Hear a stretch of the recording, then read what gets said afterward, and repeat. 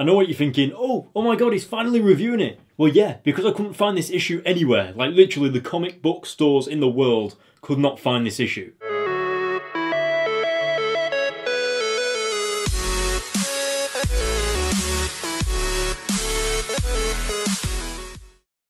This is Cameron from the future. I am making a Q&A video later this week, and if you guys want to leave any questions in the comments below asking me anything related, well, to my life, like Spider-Man, it don't have to be Spider-Man, it can be anything, let me know in the comments below, and yeah, I'll see if I can answer it in the Q&A.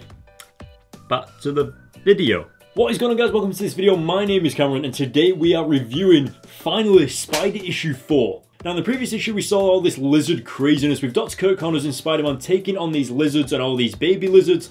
It was a little bit crazy and random, to be honest. It was still a good issue though. Now we're jumping into this issue, and this one focuses more around Spider-Man wanting to take a break. He's like kind of sick of the Daily Bugle trashing him all the time and stuff like this, so this is more of an interesting way that Peter Parker can kind of get away from that, but obviously it never works out the way it's planned to, and more bad guys appear basically. And we get Doctor Doom in this issue, so that's cool. Anyway, I think you guys have waited long enough, so I think it's time to get into this review. So let's do it. So opening up the issue, one thing that I've noticed just recently, actually I just noticed it right now, is when the issue begins and we get this montage of Uncle Ben dying and Peter getting his powers and everything, that's pretty much the same every single issue, but the dialogue that goes along with that changes all the time. So just now I've noticed that, and I thought it was awesome how they kind of change that up every single time, so it's not exactly the same every issue, it's not the exact same intro every single time, and it just seems really refreshing. Now I'm hoping maybe in the future that dialogue maybe relates a little bit more to the comic that's coming up, but that's just an idea. Now, as I've already said earlier in this video, Spider-Man is really feeling the pressure from the public, from the Daily Bugle, and just feeling the abuse from pretty much everyone.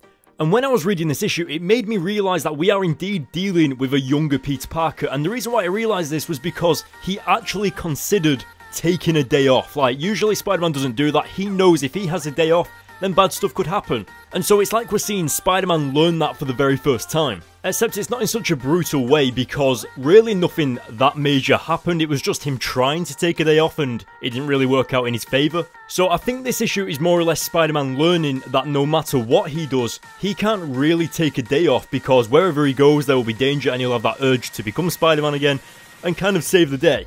Something else that I also noticed, because I haven't reviewed this series in a while, is that this series is a lot more playful compared to the other Spider-Man comic series, such as The Ultimate Spider-Man or The Amazing Spider-Man and stuff like that. Like, whilst reading this, you don't really feel like Spider-Man is under any major threat. Like, you don't feel like he's gonna die, you don't feel like there's any consequences that are gonna come out from this. And overall, it just seems like it's all about Spider-Man being Spider-Man, having fun, fighting the villains, making jokes, and it's all about having one villain per issue, so there's not really any major storylines coming about yet, and it would be interesting to see maybe in the next few issues or in the future of this series to have Spider-Man go up against a villain and maybe the storyline be like 5 issues long or something like that, because right now it kind of feels like the Flash TV series, you know, like where they had like one villain per episode, and it got a little bit old after a while, so it'll be interesting to see where this series takes us. And speaking of villains, I was very surprised that this early in the series we actually brought Doctor Doom into it. Like, to be honest, Doctor Doom isn't thought of as, you know, a Spider-Man villain. Like, when you think of him, he's got plenty of other characters like Fantastic Four and stuff like that that actually go up against Doctor Doom more than Spider-Man does. So I thought it was interesting how Doctor Doom is actually in this series against Spider-Man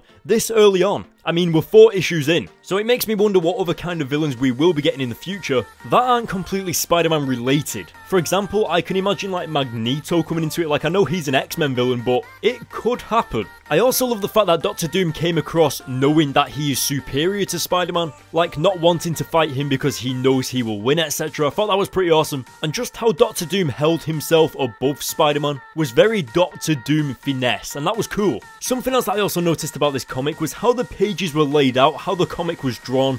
Like, we had Spider-Man falling through a building there, and it was literally just like the building in the entire picture, and Spider-Man just falling straight through each floor of the building. I thought that was awesome, and the comic does stuff like that. Like, I think this is the only series that has that playful art style that you don't really see in other series, so that's also really refreshing to see when you're reading a comic.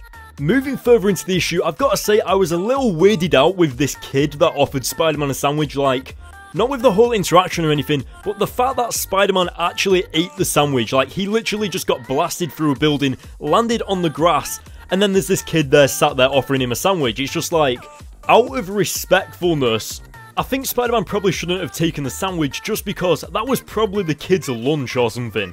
But that's also what I love about this issue, because it has fun with the story, it has fun with like these random things that just get thrown into it, and I love how Spider-Man swings away and the kids like parents are stood there waving as well. And I thought it was awesome of Spider-Man how he switched masks with the kid. And going over to the fact that the kid actually gave Spider-Man the idea of how to defeat Doom, that's kind of hilarious in itself, because obviously Dr. Doom is this superior person, he's got a superior mind, but he was technically defeated by the mind of a 10-year-old. And it's just awesome in a hilarious way, because Dr. Doom is like this superior intellectual character, and this 10-year-old kid gave the idea of how to beat him, so that was awesome. We also did get to see the other Avengers in this comic, so yes, the Avengers do exist in the Spider-Man universe, and I'm wondering if we'll see them in these issues in the future, you know, teaming up with Spider-Man, etc. That'd be pretty cool. And once again, Spider-Man doesn't get any of the credit for saving the day. It all went to the Hulk and Captain America and stuff like that, and that is such Spider-Man luck. Now, we also did get a little bit of a twist at the end of the issue with Dr. Doom having all of these Dr. Robot minions or whatever they were walking around that area,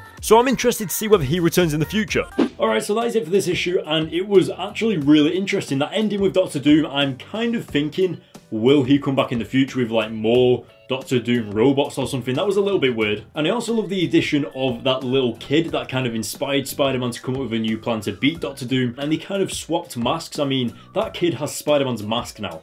That's pretty cool. I have one as well. I'm very much intrigued in what's coming up in the next issue, and I do have the issue, but I haven't read it yet, so I'm thinking it might be Electro or something if I remember, and then I think Green Goblin is coming into it like a few issues after that if I remember as well. So many issues, so many issues. But as for the issue that we're reviewing in this, oh, for God's sakes. But as for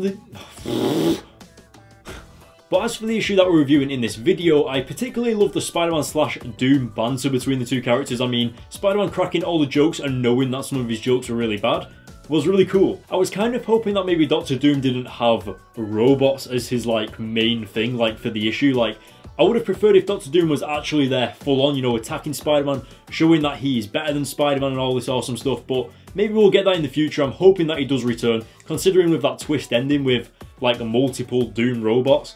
Pretty cool. Now that is it for this review, guys, but if you want to support the channel, you can become a patron. The link is in the description. Get access to free comics, early videos, giveaways that aren't available to everybody else, and more. As for this video and this YouTube channel, if you like this video, hit the like button. Let me know what you think about this format of videos, and if you want to stick around and see more, then hit that subscribe button, and I'll see you next time, guys.